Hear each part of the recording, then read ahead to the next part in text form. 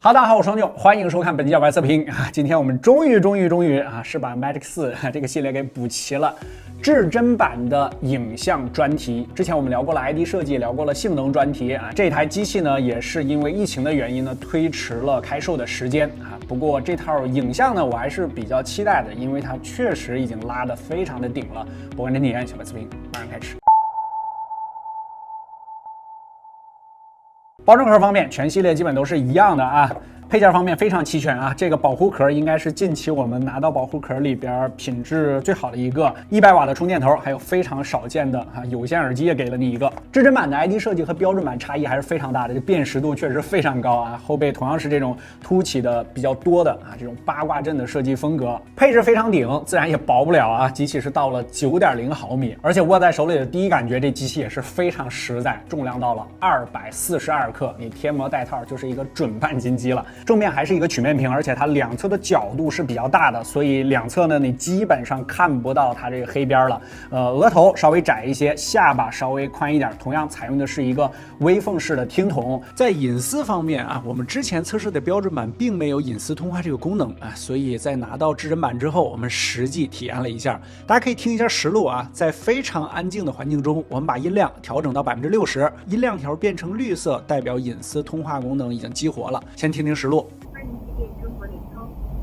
您好，请问您需要办理什么业务？请说。欢迎致电中国联通。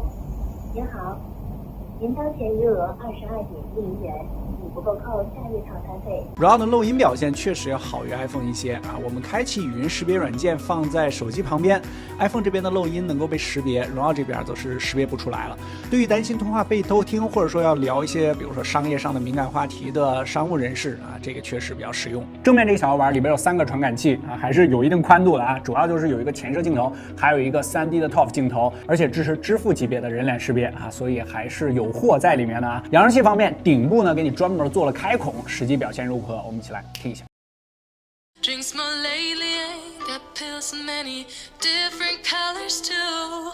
Morning light is showing, she moves the chair to look out at her view. But a shop was built right across the street. It stands where the sunrise used to be. In the afternoons on the couch to read those through old pictures and memories. Our heroes have been forgotten. Our heroes so brave and bold.这块6.81英寸的 OLED 屏呢，分辨率上还有点特别，是一个1080p 加啊，它是2348×1312啊，460的 PPI 啊，也支持 LTPO 啊，120赫兹的这块屏幕，我们体验了一段时间呢，还是没什么问题的。性能方面呢，这一期我们就不跟大家说了，之前我们出过专题视频，感兴趣你可以去翻看一下，也是骁龙8的这套组合。这一次比较良心的一点就是它全系啊都是骁龙8的，在处理器上没有做什么特别的阉割。本期的重点就是至臻版的影像啊，这么疯狂的一个后摄模组。配置方面给大家打出来就不一一念了，总之一句话就是没有一个镜头是来打酱油，是来凑数的啊。主摄呢是1.12英寸的一个大底的5000万主镜，然后在砍长焦的大背景之下呢，它可以实现3.5倍的光学变焦，10倍的混合，还有100倍的数字变焦啊。后边还有专门的给你标出来了，100叉。实际表现如何？我们一起来看一看。从外观上看啊，这颗3.5倍的长焦口径非常大。实际表现，我们选择了拥有5倍的 X70 Pro 加、10倍的 S22 Ultra， 还有3倍的 iPhone 13 Pro Max 作为对比参考。我们先看一下远摄能力，同样是放大到50倍，中键7局字样在苹果上已经糊成一片了。三星和荣耀还是非常清晰的，vivo 相比来说稍弱一些。再往下看，中键7局欢迎您的字样，荣耀的清晰度就被10倍光变的三星稍弱了啊，但是比 vivo 的5倍明显还要好一些。作为一颗3.5倍的潜望啊，这个表现属实不错了。再看长焦的解析力，经过放大，砖墙的纹理明显荣耀的要更加清晰些，但还是稍有一些算法痕迹。在日常的拍照表现上，这颗3.5倍的解析力，主观体验上要好于5倍的 vivo 和3倍的苹果啊，并且加入了光谱传感器之后，白平衡的表现也不错。再来看一下主摄的表现啊，这颗5000万大底解析力表现相当不错啊，在边缘画质上感觉比 vivo 和三星要更好些，和 iPhone 接近。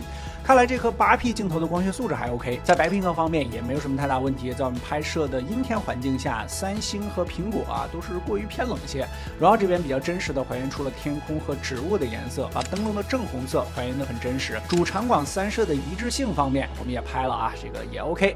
整体的色彩取向偏向于真实，感觉是在三星和苹果中间的当然这个是萝卜青菜各有所爱三星这边显得高对比度、高饱和度比较讨好眼球，逆光场景下，荣耀可以比较好的压制住高光，保证暗部的亮度。但是可能由于是算法原因我们这台机呢小概率会碰到暗处色彩偏色的问题。在光线复杂的情况下，高光也能压得住。比如这组灯牌，只有 vivo 和荣耀压住了高光三星和苹果在这里摆烂了在多帧合成的算法上国产厂商的表现还是很强劲的。来到夜景就是大底的优势了这组卸货区的样张直接让人看着像下午，实际上它是一片漆黑在夜景中呢，确实荣耀的成片是最亮的用夜视仪来形容不过分。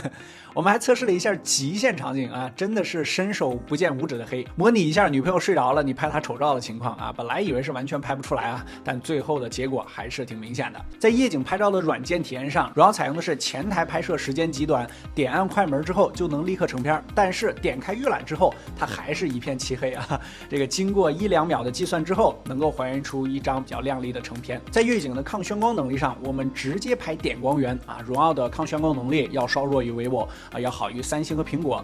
原因也是因为这次荣耀采用了一个特殊的防眩光镀膜。目前旗舰机型的 CMOS 在日常使用中真的是拉不开什么太大差距了，甚至用的都是同一款。我们测试的旗舰机型影像能力也其实都是神仙打架未来的提升无非就是2个落脚点，这个硬件和算法。荣耀的这颗传感器已经来到了1.12非常接近1英寸大笔了，比 vivo 的1.31三星的1.33都还要大一些。对于手机有限的空间，感觉这个尺寸已经到极限了。而未来如果想通过提升传感器的面积来提升画质的空间也非常有限了当然我们可以看看玩摄影的发烧友烧的不是机器而是镜头所以大旗舰镜头素质的提升可能就是厂商们卷的下一个战场了。然后把默认状态下的超广角设定在了0.6倍如果再往下拉可以达到126度的超广视角但是基于我们的对比标准我们还是选择了默认状态下的视角。而且荣耀的这颗超广上了双自由曲面镜头，在畸变的控制能力上比其他3家有更好的表现。如果你是默认状态下拍片的话，视觉冲击力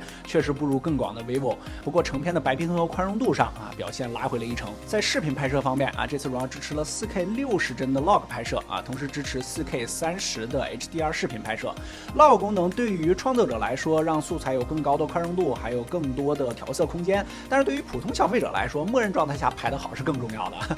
所以视频我们主要就对比了之前录像横屏中表现最强的 iPhone。在防抖方面，荣耀的表现和 iPhone 接近，但是苹果在镜头滑移的时候这感觉要更加丝滑顺畅一些。